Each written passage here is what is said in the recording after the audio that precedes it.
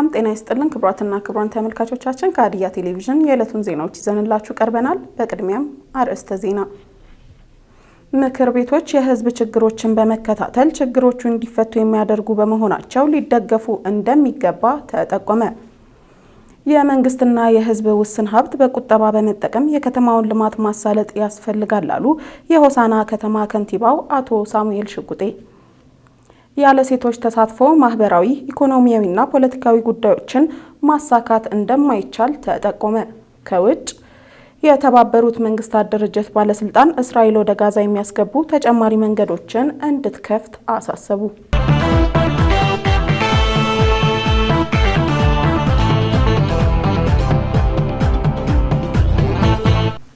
ወደ ዝርዝር ዜናዎች እናልፋለን። ከዜናዎቹ ጋር መብረካ ደሳለኝ ነኝ።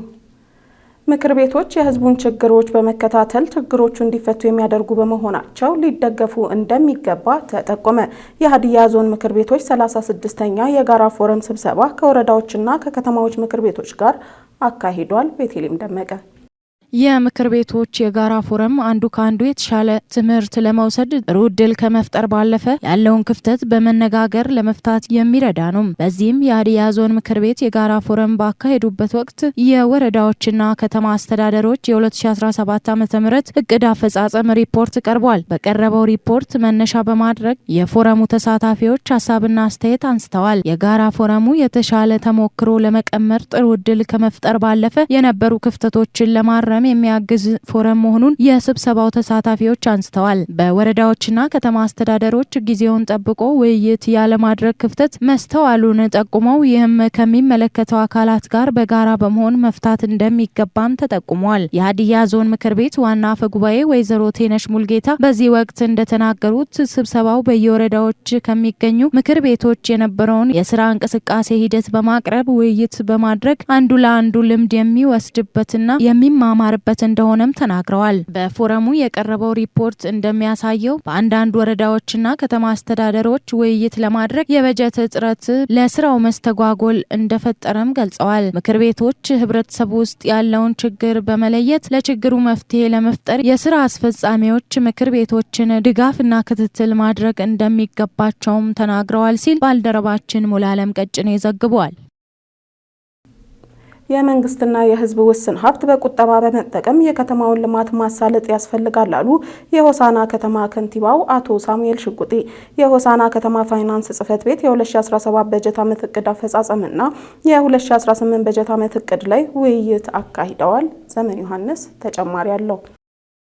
በዕለቱም ተገኝተው ንግግር ያደረጉት የሆሳና ከተማ ከንቲባ አቶ ሳሙኤል ሽጉጤ እንደተናገሩት ከተማው ከውስጥ ገቢ ሰብስቦ የሚጠቀም ከተማ መሆኑን ተናግረው በአሁኑ ወቅት በርካታ የልማት ስራዎች እየተሰራ መሆኑን የተናገሩ ሲሆን ለዚህም የተሻለ ፋይናንስ አጠቃቀም መኖር አለበት ነው ያሉት። ከተማው በ2017 በጀት ዓመት በገቢ አፈጻጸም ከ50 በመቶ ያልበለጠ ቢሆንም የተሰበሰበውን ሀብት በቁጠባ በመጠቀም በክልልና በዞኖች ደረጃ ግንባር ቀደም በመሆኑ የሚያስደስት ተግባር መሆኑን ተናግረው ከተማውን ስማርት ሲቲ ለማድረግ ብዙ ስራ እንደሚጠበቅ አብራርተዋል። ራስ ገቢ ሀብት ሰብስቦ የሚተዳደር ከተማ ከመሆኑ ጋር ተያይዞ ደግሞ የተሰበሰበውን ሀብት ደግሞ በቁጠባ ማስተዳደር ይገባል።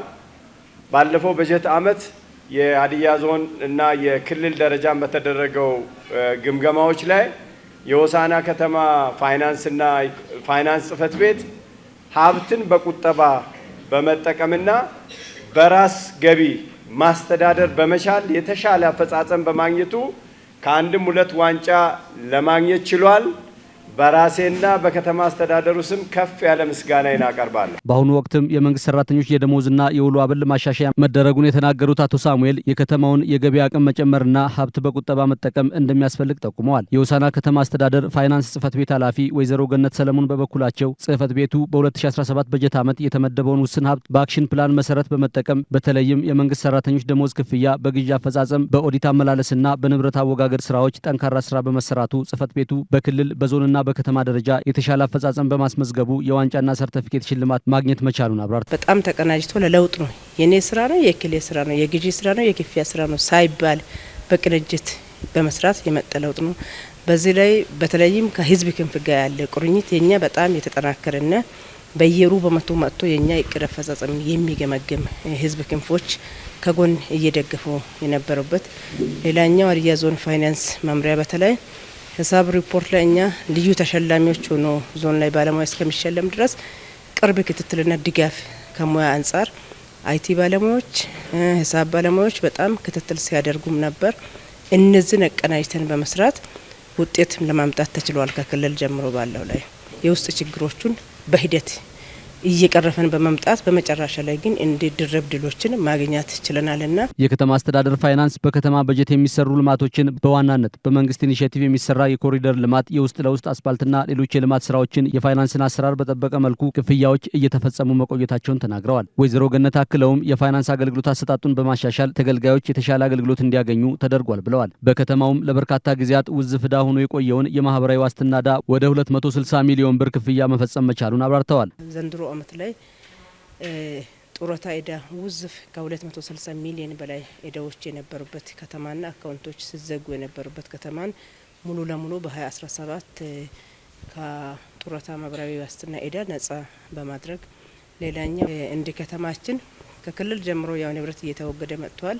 እንደኛ ከተማም ለዘመናት እዛ አገልግሎት የማይሰጡ የመንግስት የመስሪያ ቤት መኪናዎች፣ ሞተሮች፣ ቁራሌ እቃዎችን በማስወገድ ከ6 ሚሊዮን ብር በላይ ገቢ ለከተማ አስተዳደሩ ገቢ እንዲሆን አድርገናል። በከተማውም ለሴክተር መስሪያ ቤቶች የሚያስፈልጉ ቋሚና አላቂ እቃዎችን በግልጽ ጨረታ ግዢ በመፈጸም የተሻለ ስራ መሰራቱን ያስረዱት ወይዘሮ ገነት በኦዲት አመላለስ ጊዜ ያለፈባቸውን ንብረቶችን በማስወገድ ለከተማው ከ6 ሚሊዮን ብር በላይ ገቢ በማስገባት የማዘጋጃ ጽህፈት ቤት የመረጃ አያያዝን ዘመናዊ ለማድረግ የኮምፒውተሮች ግዢ በመፈጸም የተሻለ የፋይናንስ አገልግሎት እንዲኖር መደረጉን አብራርተው በዚህም በተጠናቀቀው በጀት ዓመት የተሻለ የፋይናንስ አሰራር እንዲኖር ማድረጉን አብራርተዋል። በምክክር መድረኩ አስተያየታቸውን የሰጡ ተሳታፊዎች በየበኩላቸው የከተማው የፋይናንስ አገልግሎት አሰጣጥ ከጊዜ ወደ ጊዜ እየተሻሻለ መምጣቱን ተናግረው በ2017 በጀት ዓመት የተሻለ አፈጻጸም በማስመዝገቡ በየደረጃ መሸለም መቻሉ የሚያበረታታ መሆኑን ተናግረዋል። አስተያየት ሰጪዎቹ አክለውም ጽህፈት ቤቱ እንደ ክፍተት በተነሱ ጉዳዮች ላይ በትኩረት በመስራት በተለይም በግለሰቦች እጅ የሚገኘውን የመንግስት ንብረቶችን በማስመለስ ለድህነት ቀናሽ ሴክተሮች መስሪያ ቤቶች የተሻለ በጀት በመመደብ የቁጥቁጥ ግዢዎችን በመቅረፍ በቀጣይም በ2017 በጀት ዓመት የተያያዘውን ጠንካራ አፈጻጸም እንዲያስመዘግብ ተናግረዋል። የሆሳና ከተማ የመንግስት ዋና ተጠሪ አቶ ፋንታው ሊራንሶና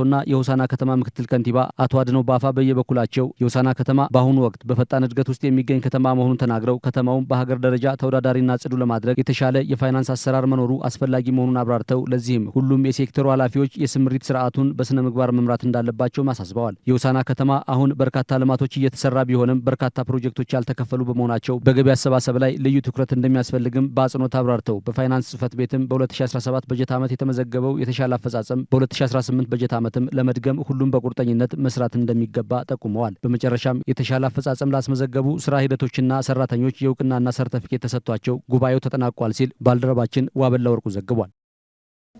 ያለ ሴቶች ተሳትፎ ማህበራዊ፣ ኢኮኖሚያዊና ፖለቲካዊ ጉዳዮችን ማሳካት እንደማይቻል ተጠቆመ።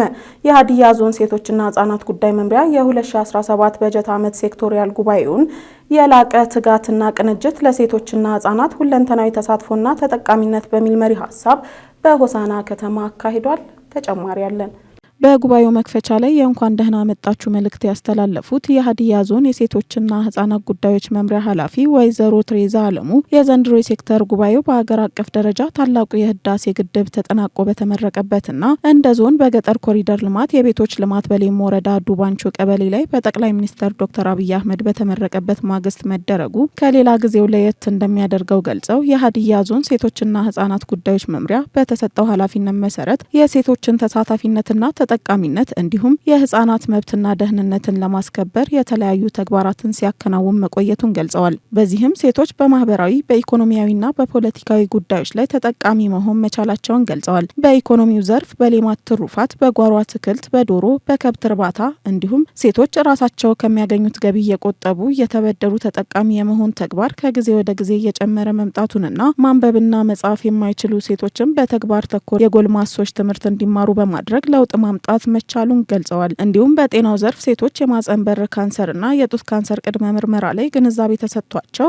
በርካታ ሴቶች ተመርምረው ራሳቸውን እንዲያውቁና ችግሩ የተገኘባቸው ሴቶችም የሕክምና አገልግሎት እንዲያገኙ ማድረግ መቻሉን ጠቁመዋል። ከፖለቲካ አንጻርም ሴቶች በልማት ህብረት ተደራጅተው የመሪነት ሚና ላይ ልምድ እንዲያካብቱ ተደርጓል ያሉት ወይዘሮ ትሬዛ እንደ ዞን የሴቶች የውሳኔ ሰጪነት ሚና ከጊዜ ወደ ጊዜ እየጨመረ የመጣ ቢሆንም አሁንም ሰፊ ስራ እንደሚያስፈልግ አሳስበዋል። በ2017 በ2017 በጀት ዓመት በተለያዩ ሁኔታዎች ለችግር የተጋለጡ ህጻናትን በስነ ልቦና የመደገፍና ተገቢ ፍትህ እንዲያገኙ የማድረግ እንዲሁም ከተለያዩ መንግስታዊና መንግስታዊ ያልሆኑ ተቋማት ጋር በመተባበር ችግራቸውን የማቃለል ተግባር መከናወኑን አስታውሰው ያለ ዕድሜ ጋብቻና የሴት ልጅ ግርዛት የመሳሰሉ ጎጂ ልማዳዊ ባህሎችን ለመከላከልና ለማስቀረት ሰፊ ስራ ሲሰራ መቆየቱን ተናግረዋል። በክረምት በጎ ፍቃድም የተለያዩ የድጋፍ ስራዎች መሰራቱን ገልጸዋል። በጉባኤው ላይ የ2017 እቅድ አፈጻጸምና የ2018 እቅድ የቀረበ ሲሆን ዝቅተኛ አፈጻጸም በታየባቸው ተግባራት ላይ ውይይት ተካሂዷል። ያለ ሴቶች ተሳትፎ ማህበራዊ፣ ኢኮኖሚያዊና ፖለቲካዊ ጉዳዮችን ማሳካት እንደማይቻል የገለጹት የጉባኤው ተሳታፊዎች በ2017 የተከናወኑ ጠንካራ ጎኖች በማስቀጠልና ደካማ ጎኖችን ለማስተካከል ጠንክረው እንደሚሰሩ ገልጸዋል። የሴክተሩ ዋና ዓላማ የሴቶችና ህጻናትን ሁለንተናዊ ተጠቃሚነት ማረጋገጥ ነው ያሉት ወይዘሮ ትሬዛ ሁሉም የድርሻውን እንዲወጣ ጥሪ አድርገው ከቤቱ ለተነሱ ሀሳቦች የመፍትሄ አቅጣጫ አስቀምጠዋል። ባለፈው ዓመት የሴቶች ልማት ህብረት ሞዴል ከማድረግ ጋር ተያይዞ በ3 ወር ውስጥ 33 ቀበሌያትን ማስመረቅ የተቻለው በቅንጅት በመስራታችን ነው ያሉት ወይዘሮ ትሬዛ አሁንም ለተነሱ ሀሳቦች ዋናው ነገር ቅንጅት መሆኑን ጠቁመዋል። አንድ በመሆንና በፓርቲ እገዛ ክፍተቶቻችንን ለቀጣይ እቅድ አድርገን ከሰራን የተሻለ ሀዲያን መፍጠር እንችላለንም ነው ያሉት። በጉባኤው ማጠቃለያ የሀዲያ ዞን የብልጽግና ፓርቲ አደረጃጀት ዘርፍ ኃላፊ አቶ ደሳለኝ ሰዴቦ ጉባኤው የተሳካ መሆኑን ጠቅሰው በዝግጅት ምዕራፍ እቅድ ላይ በዝርዝር መግባባት እንደሚያስፈልግ ጠቁመዋል። ማህበራትም በአደረጃጀትም በበጀትም መደገፍ ያስፈልጋልን ብለዋል። በ2017 ባጀት ዓመት ላይ አፈጻጸም ላይ ምን ጉድለት ነው አለው? ይሄ በጉድለት የተገመገሙ ጉዳዮች ደግሞ በ2018 ባጀት ዓመት ላይ ባለው እቅድ ላይ መካተት አለመካተቱን ቤዚክ አድርገን ማየት ያስፈልገናል። በዛ ጉዳይ ላይ ደግሞ ከፈጻሚ ጋር መግባባት ያስፈልጋል የሚለውን ሀሳብ መውሰድ ያስፈልጋል። የሴቶች ማህበር ሌላ የሚተዳደረው ባጀት የለውም። ስለዚህ አንደኛው አደረጃጀትን ማጠናከር ነው። ሁለተኛ አደረጃጀትን ደግሞ በምን መደገፍ ነው? በባጀት መደገፍ ነው። ስለዚህ ይህንን ተጨማሪ ስራ አድርገን ብንወስሩ ነው። የህፃናትን ፓርላማና ምክር ቤት ዞን ላይም ማጠናከር ነው። ወረዳዎችና ከተማ አስተዳደር ላይም ማጠናከር ነው። በመጨረሻም በ2017 የላቀ ውጤት ላስመዘገቡ መዋቅሮችና መምሪያውን ለደገፉ ተቋማት የእውቅና ሰርተፍኬት የተሰጠ ሲሆን በ2017 በሀገር አቀፍ የ12ኛ ክፍል መልቀቂያ ፈተና ከፍተኛ ውጤት ላስመዘገቡ ሴት ተማሪዎች የማበረታቻ ሽልማት ተበርክቶላቸዋል። በፍትህ ተቋማት መካከል ያለውን ቅንጅታዊ አሰራር በማጠናከር የማህበረሰቡን ተጠቃሚነት ማሳደግ እንደሚያስፈልግ ተገለጸ። ምህረት መለሰ ተጨማሪ አላት። በዱና ወረዳ የዳኝነትና የፍትህ ዘርፍ ተቋማት ጥምረት የአሰራር ስርዓት መወሰኛ ስትራቴጂያዊ ማንዋል ላይ የውይይት መድረክ ተካሂዷል። ውይይቱም ጥምረቱ በቀጣይ በሚተገብራቸው ስራዎች አመልካች በሆኑ ጉዳዮች ዙሪያ ባተኮረ መልኩ ውይይት መካሄዱ ተገልጿል። የዱና ወረዳ ፍርድ ቤት ፕሬዝዳንት ዳኛ አበበ ሄራሞ እንደገለጹት በፍትህ ተቋማት መካከል ያለውን ቅንጅታዊ አሰራር ማጠናከር ውጤታማ ስራ ለመስራት የሚያበረታታ ነው። በፍትህ ስርዓት ተጠያቂነትን በመዘርጋት የማህበረሰቡን አመኔታ ለማጎልበት በሚደረገው ጥረት ቀልጣፋና ግልጸኝነት የሰፈነበት የፍትህ ስርዓት በመዘርጋት ማህበረሰቡን ማገልገል ይገባል ብለዋል። በፍትህ ተቋማት አገልግሎት አሰጣጥ ላይ አልፎ አልፎ የሚታየውን አላስፈላጊ የሆኑ አሰራሮችን ማረም ያስፈልጋል ያሉት ዳኛ አበበ በዘርፉ የምርመራና የውሳኔ ሰጪነት ብቃት ያላቸው አካላትን ማፍራት እንደሚገባም ተናግረዋል። በውይይት መድረኩ የተገኙት የዱና ወረዳ ዋና አፈ ጉባኤ አቶ አበራ ግርማ በበኩላቸው የጥምረቱ መጠናከር ለዜጎች ነጻና ቀልጣፋ አገልግሎት በመስጠት ለሰላምና ጸጥታ ማረጋገጥ፣ ለመልካም አስተዳደር መስፈን፣ ለመብትና ነጻነቶች ማረጋገጥ ጠቀሜታው ሰፊ መሆኑን ገልጸዋል። አያይዘውም በተለያዩ ወቅቶች ከህብረተሰቡ የሚነሱ አስተያየቶችን በግብዓትነት በመውሰድ የፍትህ ስርዓቱን ማሻሻል እንደሚገባም አቶ አበራ ግርማ አሳስበዋል። የዱና ወረዳ ሰላምና ጸጥታ ጽህፈት ቤት ኃላፊ ሻለቃ አብርሃም ላምባሞ በበኩላቸው ጥምረቱ በተጠናቀቀው በጀት ዓመት በፍትህ ስርዓቱ ላይ ባተኮረ መልኩ ለማህበረሰቡ በቂ ምላሽ ለመስጠት ሙሉ በሙሉ የተቻለ ባይሆንም የዜጎችን ሰላም ለማስጠበቅ በተለይም ከህገወጥ መሳሪያ ጋር ተያይዞ የተሰሩ ስራዎች መኖሩን ገልጸው ለቀጣይ የበለጠውን ለመስራት መጣር እንደሚገባም ተናግረዋል። የውይይቱ ተሳታፊዎች በበኩላቸው በፍርድ አሰጣጥ ሂደት ወቅት ተጠርጣሪዎች ላይ በህጉና ደንቡ መሰረት ውሳኔ እንዳይሰጥ አንዳንዴ ተግዳሮት እንደሚያጋጥም አስተያየት ሰጥተዋል። የተሽከርካሪ እጥረት፣ ምቹ የስራ አካባቢ ያለመኖር እንዲሁም የመረጃ አያያዝ በቴክኖሎጂ የተደገፈ አለመሆኑ ክፍተትና ለስራ ተግዳሮት እንደሆነ አንስተዋል። በውይይት መድረኩም የዱና ወረዳ ብልጽግና ፓርቲ ጽህፈት ቤት ኃላፊ አቶ ታገሰ አበራ፣ የዱና ወረዳ አስተባባሪ አካላትን ጨምሮ የሚመለከታቸው አካላት የተሳተፉ ሲሆን በመጨረሻም ባለድርሻ አካላት የተግባር ስምምነት ውል ተፈራርመዋል ሲል የዱና ወረዳ መንግስት ኮሚኒኬሽን ጉዳዮች ጽህፈት ቤት ዘግቧል። የተቋማትን አገልግሎት አሰጣጥ በማዘመንና ወጥ የሆነ የአሰራር ስርዓት በመዘርጋት ህገወጥነትን መከላከል እንደሚገባ ተገለጸ። ቤቴሌም ደመቀ።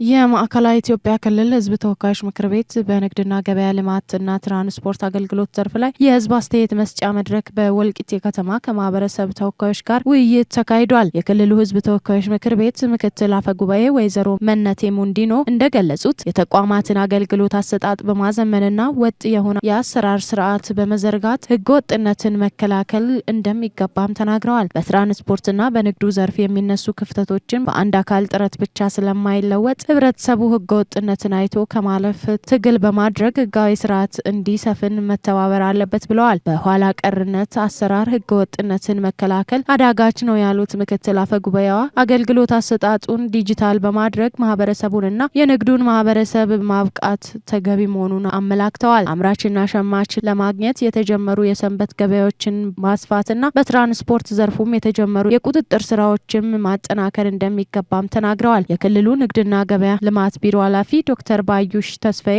በመልእክታቸው ሰው ሰራሽ የሆኑ የኑሮ ውድነቶችን ለመቆጣጠር ከባለድርሻ አካላት ጋር በቅንጅት እየተሰራ ነው ብለዋል። አምራቹን ከገበያው ጋር በቀጥታ በማስተሳሰርና የፍጆታ እቃዎችን አቅርቦት በመጨመር ገበያውን የማረጋጋት ስራ በትኩረት እየተሰራ መሆኑንም ተናግረዋል። መድረኩ በህብረተሰቡ የሚነሱትን ጉድለቶች በወቅቱ በማረም ፍትሐዊና ቀልጣፋ አገልግሎት ለማቅረብ አጋዥ መሆኑን ገልጸዋል። በክልሉ ህዝብ ተወካዮች ምክር ቤት የፕላን መሰረተ ልማትና የመንግስት ሀብት ቁጥጥር ጉዳዮች ቋሚ ኮሚቴ ሰብሳቢ አቶ ታመነ ገብሬ ሁለቱ ተቋማት ለህዝብ ቀጥተኛ አገልግሎት የሚሰጡና ቅሬታ የሚቀርብባቸው በመሆኑ ከተጠቃሚ ጋር ተወያይቶ ችግሮችን መፍታት ተገቢ ነው ብለዋል። በኑሮ ውድነትና ህገወጥ ንግድ ቁጥጥር ላይ ጠንከር ያለ ቁጥጥር መውሰድ እንደሚገባ ማሳስበው ህብረተሰቡን መተባበር እንዳለበት ተናግረዋል። ፍትሐዊ የንግድ ስርዓት እንዲኖር መስራት እንደሚገባም የተናገሩት አቶ ታመነ ቅንጅታዊ አሰራርን በማጠንከር የህዝብ ተጠቃሚነትን ለማረጋገጥ መስራት ይገባልን ብለዋል። የመድረኩ ተሳታፊዎች በሰጡት አስተያየት በንግድና ትራንስፖርት ዘርፍ ላይ የሚታዩ የመልካም አስተዳደር ችግሮች ላይ የሚወሰዱ እርምጃዎችን በወጥነት መምራት እንደሚገባም አሳስበዋል። በጥቂት ስግብግብ ነጋዴዎች ምክንያት በዜጎች ላይ የሚፈጠሩ የኑሮ ጫናዎችን ለመቀነስ ምክር ቤቶች ህዝቡ ህገወጥነትን እንዲከላከል ተጨማሪ መድረኮችን በመፍጠር ማንቃት ይጠበቅባቸዋል ብለዋል። ዜጎችን ከሞትና ከንብረት አደጋ ለመከላከል የክትትልና ቁጥጥር ስርዓቱን ማጠናከር ይገባል ያሉት አስተያየት ሰጪዎች አፈጻጸም ላይ የሚታዩ ጉድለቶችን ማረም ከመንግስት ይጠበቃል ብለዋል ሲል የክልሉ የመንግስት ኮሚኒኬሽን ጉዳዮች ቢሮ ዘግቧል። በከተማ አስተዳደሩ የዜጎችን ፍትህ ለማረጋገጥ ከፍትህ ተቋማት በተጨማሪ ሁሉም ባለድርሻ አካላት በቅንጅት መስራት እንደሚገባ የሆሳና ከተማ አስተዳደር ፍትህ ጽህፈት ቤት ገለጸ። ምህረት መለሰ።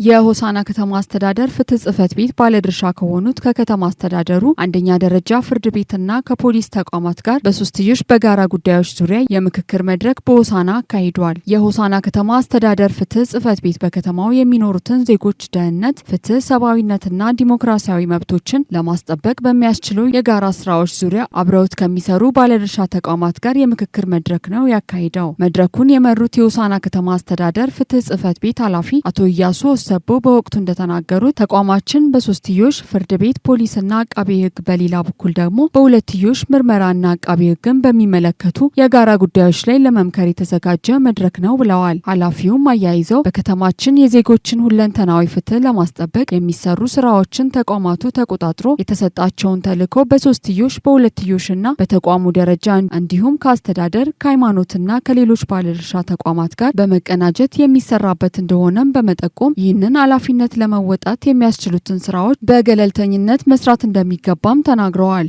መድረኩ የሶስቱም ተቋማት አመራሮችና አባላት የተጣለባቸውን ኃላፊነት በአንድም በሌላም መንገድ ህግ የማይሸፍናቸውን ጉዳዮችንና በህግ ተሸፍነው ለአፈጻጸም የጋራ ግንዛቤ የሚፈልጉ ጉዳዮችን አብሮ በመነጋገር የጋራ መፍትሄዎችን እያስቀመጡ መሄድ በሚቻልባቸው ሁኔታዎች ላይም ምክክር መደረጉን አንስተዋል። ፍርድ ቤቶች በተከፈቱበት የመጀመሪያ ሳምንት የጋራ አቋም ይዘን ወደ ስራ ለመግባታቸው ስራዎችን እንደ ጥሩ አጋጣሚ ተደርጎ ይወሰዳል ነው ያሉት። የከተማ አስተዳደሩ የመጀመሪያ ደረጃ ፍርድ ቤት ፕሬዝዳንት ዳኛ ሙልጌታ ከበደ ባስተላለፉት መልእክት እንደተናገሩት በከተማ አስተዳደሩ ህብረተሰባችን ሁለንተናዊ የፍትህ አገልግሎት እንዲያገኙና ያልተዛባ እንዲሁም ያልተንዛዛ የፍርድ ሂደቱ እንዲረጋገጥ እየተሰሩ ያሉ ስራዎች አበረታች መሆናቸውን አንስተዋል። በ2017 በጀት ዓመት የተሰሩ ስራዎች አበረታች ቢሆኑም በከተማ ደረጃ ያለው ፍርድ ቤት አንድ ብቻ በመሆኑ የሰው ኃይል እጥረት በመኖሩ አንዳንድ ቀሪ ስራዎች እንዳሉ ገልጸው በ2018 በጀት ዓመት አልፎ አልፎ ያስተዋሉትን ክፍተቶችን በማስተካከል በከተማችን የህግ የበላይነትን በማረጋገጥ ረገድ በቁርጠኝነት ለመስራት ቁርጠኛ እንደሆኑም በመናገር ወንጀል እንዳይፈጸም የመከላከል ስራ ከምንም በላይ ቅድሚያ ሊሰጠው የሚገባ ጉዳይ እንደሆነ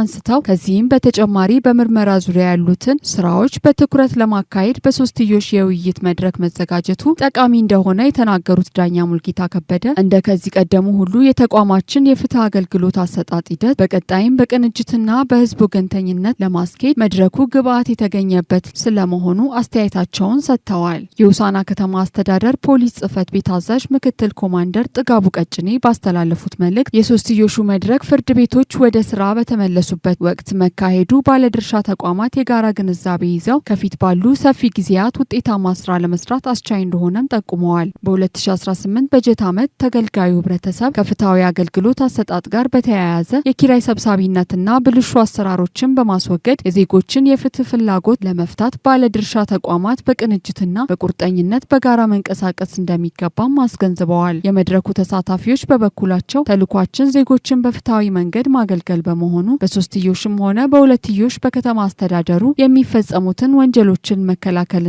የዜጎችን ፍትህ ደህንነት ማስጠበቅ ዋና ተልኳችን ለመወጣት ዝግጁ ነን ብለዋል። በመጨረሻም ተቋሙ ከከተማ አስተዳደሩ ፖሊስ ጽህፈት ቤት ጋር በሁለትዮሽ በሚሰሩባቸው ስራዎች ዙሪያ በ2018 በጀት ዓመት እቅድ የግብ ስምምነት የተፈራረሙ ሲሆን በ2017 በጀት ዓመት ግንባር ቀደም ለነበሩ ግለሰቦች የማበረታቻ ሰርተፊኬት ተበርክቷል ሲል የዞኑ ኮሚኒኬሽን ጉዳዮች መምሪያ ዘግቧል።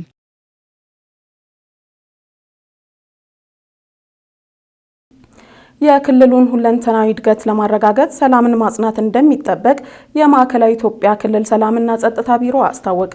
የቢሮው የ2017 ዓ.ም ዓመታዊ እቅድ አፈጻጸም ግምገማና የ2018 እቅድ ግብ ስምምነት መድረክ በሆሳዕና ከተማ ተካሂዷል። ምህረት መለሰ ተጨማሪ አላት። የክልሉን ሁለንተናዊ እድገት ለማረጋገጥ ሰላምን ማጽናት እንደሚያስፈልግ የማዕከላዊ ኢትዮጵያ ክልል ሰላምና ጸጥታ ቢሮ ኃላፊ አቶ ተመስገን ካሳ ተናገሩ። ለሰላም እጦት መንስኤ የሚሆኑ ጉዳዮችን ለይቶ በህዝቦች መካከል አብሮነትና አንድነትን እንዲጠናከር በቁርጠኝነት መስራት እንደሚገባም ኃላፊው ጠቁመዋል። ሰላምን በማጽናት የክልሉን ሁለንተናዊ እድገት ለማረጋገጥ ተግተን መስራት ይጠበቅብናል። ሰላም የመተማመን፣ የመከባበር፣ የመተሳሰብ፣ የመቻቻል፣ የፍትህ፣ የመረጋጋት ውጤት ነው። በመሆኑም እነዚህ መሰረታዊ ነጥቦች እንዳይደናቀፉ ሰላምን ለማጽናት በቁርጠኝነት ተግቶ ሌት ተቀን መስራት ቀዳሚ ተግባራችን ልናደርገው ይገባል።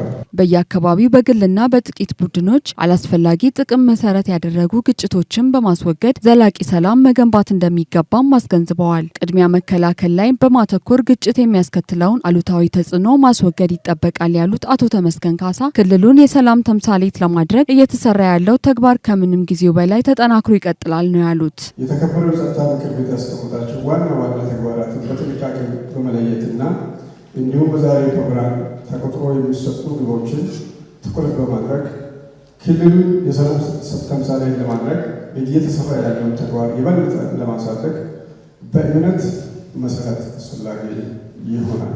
በክልላችን በተለያዩ አካባቢዎች እየተስተዋሉ ያሉ ግጭቶች አብዛኞቹ በግልና በጥቂት ቡድኖች በአቋራጭ ፍላጎት በመታወር የሚመነጩ በመሆናቸው እነዚህን ጭፍን ጨለምተኛ የሆኑ ፍላጎቶች ከህዝብ የመነጠል ስራ በመስራት ዘላቂ ሰላም ለመገንባት ከምን ጊዜ በላይ በትኩረት መስራት ይጠበቅብናል። የአካባቢ ጥበቃ ተግባራት እንዲጠናከር ህብረተሰቡን በማንቃት ቅንጅታዊ ስራ ላይ በማተኮር ሰላምን ማስፈን ያስፈልጋል ሲሉም አክለዋል። በ2017 ዓ.ም በክልሉ አንዳንድ አካባቢዎች ሲከሰቱ የነበሩ የሰላም ችግሮችን ለመፍታት ዘርፉ ባሳየው ቁርጠኝነት በርካታ ስኬቶች መመዝገቡን የቀረበው ሪፖርት አመልክቷል። የውይይቱ ተሳታፊዎች በበኩላቸው ማህበራዊ ሚዲያን በመጠቀም የሐሰት መረጃን በማሰራጨት ህገወጥ ተግባራትን የሚያራምዱ አካላት ላይ ህጋዊ እርምጃ ሊወሰድ ይገባልም ብለዋል። የሰላም ጉዳይ ወቅታዊ እንዳልሆነ ያነሱት ተሳታፊዎች አንዳንድ አካባቢዎች በተለያዩ ምክንያት የሚነሱ ግጭቶችን ለማረጋጋት በይበልጥ ሊሰራ እንደሚገባም አሳስበዋል። ማህበራዊ ሚዲያ እኮ በየሰፈሩ ተርሞይል እየፈጠረ ነው። ሰሞኑን የመጣው የተለየ ነገር ቢኖረው፣ ነገር ግን ምስራቅ ጉራጌ ክልልን አይጠብቅም። ማህበራዊ ሚዲያ ለመያዝ አይጠብቅም። በራሱ ነው የሚቀጥለው ለፍርድ ቤት የሚያቀርበው። ሌሎቻችንስ ይሄን የማድረግ እንትን የለንም። ወንጀልን ለመከላከል ህዝብ ከኛ ጋር ነው አይደለም የሚል ጥያቄ ነው መመለስ ያለበት። ህዝብ ከአንተ ጋር ካልሆነ ወንጀል አትከላከልም። ፔሬድ ዋስትናችንን ለማረጋገጥ ዛሬ እዚህ የተጠራን ባለድርሻ ብቻችን አይደለም። ህዝባችንን አስከትለን የሰላማን ጉዳይ የዋስትናን ጉዳይ ባለቤት አድርገን አሁን ያዝናቸውን ልማት ወደፊት ለማስቀጠል ይሄን ዋስትናው ላይ በተለይ ዛሬ እዚህ የተሰበሰበን ኃይል ምንም ወደ ኋላ ወደ ጎን ምንልባት አይደለም። ሰላምን ለማረጋገጥ ህዝቡ ወሳኝ ነው። የጸጥታ ኃይላችን በቁጥር የተገደበ ነው። ሁሉም ቦታ ሊደርስ አይችልም። ከዚህ መነሻ ህዝቡን የሰላም ባለቤት ማድረግ፣ ህዝቡን ከጸጥታ አካሉ ጋር የተቀናጀ እንዲሆን ማድረግ ያስፈልጋል የሚል ሐሳብ አለኝ። ከትራፊክ ደንብና ስርዓት ጋር ተያይዞ የሚከሰቱ ህገወጥነትን ለመከላከል በሃይማኖት ተቋማት፣ በትምህርት ቤትና በተለያዩ የህዝብ መሰብሰቢያ ቦታዎች ላይ ግንዛቤ ማስጨበጥ እንቅስቃሴ እንዲጠናከር ጠቁመዋል። የክልሉ ፖሊስ ኮሚሽን ኮሚሽነር ሽመልስ ካሳ በበኩላቸው በተለያዩ ጊዜ በዘርፉ የተቀመጡ ትኩረት አቅጣጫዎችን እስከ ታችኛው መዋቅር ተግባራዊ እንዲደረግ በአጽንኦት ተናግረዋል። ቅድሚያ ወንጀል መከላከል ላይ የውስጥ አቅምን ማጉልበት እንደሚገባ ያነሱት ኮሚሽነር የመረጃ ልውውጥ ክፍተት ሊቀረፍ ይገባል ነው ያሉት። ፖሊስ በማህበራዊ ሚዲያ ይሄ የጎሳ የብሔር ካባ ለብሶ የሚጽፍ እሱን እያያዙ እስር ቤት ማስገባት ያስፈልጋል። ምንም ምህረት አያስፈልግም። የውስጥ አቅም ማጠናከር ያስፈልጋል። የሆኑ ችግሮች ከመፈጠራቸው በፊት ፕሮአክቲቭ ሆኖ መረጃ ሰብስቦ ባለን በውስጥ አቅም መከላከል ያስፈልጋል። የሆነ ምልክት ሲታይ ከመደበኛ ፖሊስ አቅም በላይ ሳይሆን ተጨማሪ የጸጥታ ኃይል የመጠየቅ አዝማሚያዎች አሉ። ይሄ መደበኛ ፖሊስን ያሰንፋል። ሌላው የመረጃ ቅብብሎሻችን፣ የመረጃ ቅብብሎሽ አለ፣ ግን ደግሞ በቂ አይደለም። በክልሉ የነበሩ ዋና ዋና የሰላም ችግሮች እየተቀረፉ መጥተዋል ያሉት የቢሮ ኃላፊ አቶ ተመስገን ካሳ በየደረጃው ያሉ አመራሮች ላይ የሚታዩ ክፍተቶችን በማረም ክልሉን የሰላም ተምሳሌት ለማድረግ በልዩ ትኩረት እንደሚሰራም ገልጸዋል። በመርሃ ግብሩ ላይ 2017 በጀት ዓመት እቅድ ሪፖርት ተገምግሞ 2018 ዓ.ም የእቅድ ግብ ስምምነት ተደርጎ የዕለቱ ውይይት ተጠናቋል ሲል ባልደረባችን ደግነት ላምቦሮ ዘግበዋል። በማዕከላዊ ኢትዮጵያ ክልል በትምህርት ለትውልድ ንቅናቄ የትምህርት ቤቶችን ደረጃና የተማሪዎችን ውጤት ለማሻሻል የተጀመረው ስራ ተጠናክሮ እንደሚቀጥል የክልሉ ትምህርት ቢሮ ገለጸ። ምንትዋብ እያሱ ዝርዝሩን ታቀርበዋለች። የክልሉ ርዕሰ መስተዳድር የማህበራዊ ክላስተር አስተባባሪና የትምህርት ቢሮ ኃላፊ አቶ አንተነህ ፈቃዱ የትምህርት ለትውልድ ንቅናቄ የባለድርሻ አካላትን ተሳትፎ በማጠናከር የትምህርት ቤቶች ደረጃና የተማሪዎችን ውጤት ለማሻሻል አቅም እየሆነ ነው። በክልሉ ባለፉት 2 ዓመታት በትምህርት ለትውልድ ንቅናቄ ተግባር ከ2.8 ቢሊዮን ብር በላይ ሀብት ከማህበረሰቡ በማሰባሰብ የተለያዩ ትምህርት ቤቶችን ደረጃ የማሻሻል ስራ መሰራቱን ጠቅሰዋል። በዚህም በተማሪዎች ውጤት በስነ ምግባርና በትምህርት ፍላጎት ላይ መሻሻል እየታየ መምጣቱን ገልጸው በተያዘው በጀት ዓመትም ከ1.7 ቢሊዮን ብር በላይ ሀብት በማሰባሰብ ተግባሩን ለማስቀጠል እየተሰራ ነው ብለዋል።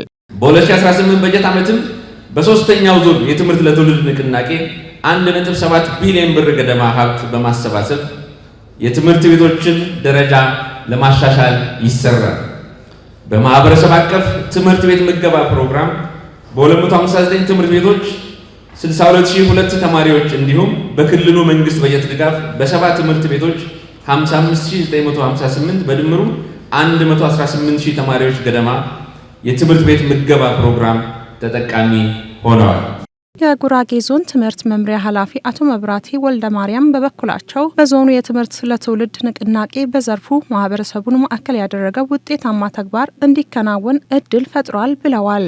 ባለፈው በጀት ዓመት በዞኑ በትምህርት ለትውልድ ንቅናቄ 556 ሚሊዮን ብር የሚጠጋ ሀብት በማሰባሰብ የትምህርት ቤቶችን ደረጃ የማሻሻል ስራ መከናወኑንም አመላክተዋል። በዚህም በትምህርት ቤቶች ምቹ የመማሪያ አካባቢን በመፍጠር የተማሪዎችን የትምህርት ፍላጎት ውጤትና ስነ ምግባር በማሻሻል ረገድ ተጨባጭ ውጤት መታየት ጀምሯል ብለዋል። በተያያዘው በጀት ዓመትም ማህበረሰቡን በማሳተፍ ከ600 ሚሊዮን ብር በላይ ወጪ የትምህርት ቤቶች ደረጃ ለማሻሻል ወደ ተግባር መገባቱን ጠቅሰው በትምህርቱ ዘርፍ እየታየ ያለውን መሻሻል አጠናክሮ ለማስቀጠል ይሰራል ብለዋል።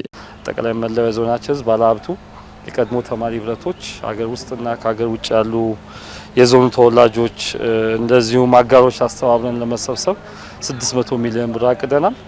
እስካሁን አቅደንም በመጀመሪያ ሩብ ዓመት አሁን በገመገም ነው ወደ 131 ሚሊዮን ብር ሀብት ተሰብስቧል። በባለፉት 3 ወራት ማለት ነው። ይሄ ስራ የበለጠ አጠናክረን የምናስቀጥለው እንደሆነ ለማንሳት ነው። በዋነኛነት ይሄ ሀብት አሁንም በዞናችን በርካታ የደቀቁ መቀየር ያለባቸው ዴሞኒሽ አድርገን በአዲስ የምንገነባቸው ትምህርት ቤቶች አሉ። እንደዚሁም በተወሰኑ አካባቢዎች ደግሞ የተመረጡ ክፍሎች በጣም የተጎዱ መማሪያ ክፍሎችን የማሻሻል ስራ እንሰራለን።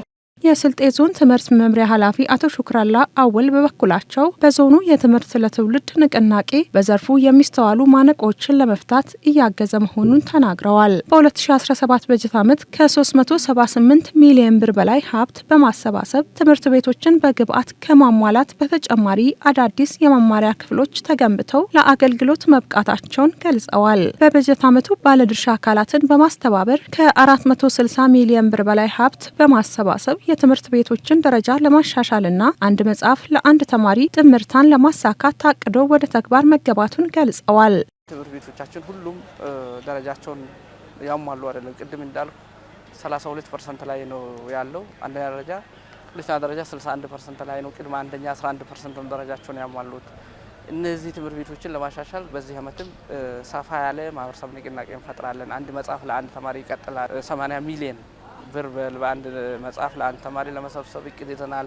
380 ሚሊዮን ብር በላይ ለትምህርት ለትውልድ የትምህርት ቤቶች ደረጃ ማሻሻል እና ግብዓት ማሟላት ስራ ለማድረግ ማህበረሰቡን አሳትፈን የዚህ አካባቢ ላይ እስከዛ ያለ ሀብት ሰብስበን ትምህርት ቤቶች ላይ እናወላለን የሚል እቅድ ይዘን ስራ እየሰራ እንገኛለን። የክልሉ ትምህርት ቢሮ የትምህርት ጥራት ለሁለንተናዊ ብልጽግና በሚል መሪ ሀሳብ የ2017 በጀት ዓመት የእቅድ አፈጻጸምና የ2018 የትኩረት አቅጣጫ ላይ ያተኮረ የትምህርት ጉባኤ በወራቤ ከተማ ማካሄዱ ይታወሳል ሲል ኢዜአ ዘግቧል። ተመልካቾቻችን ለዕለቱ ያዝናቸው ዜናዎች ይህንን ይመስሉ ነበር። ዜናዎቹን ያደረስኳችሁ መብረካ ደሳለኝ ከመላው ስቱዲዮ ባለሙያዎች ጋር በመሆን ነበር። ከቀሪ ሀዲያ ቴሌቪዥን ፕሮግራሞች ጋር መልካም ጊዜ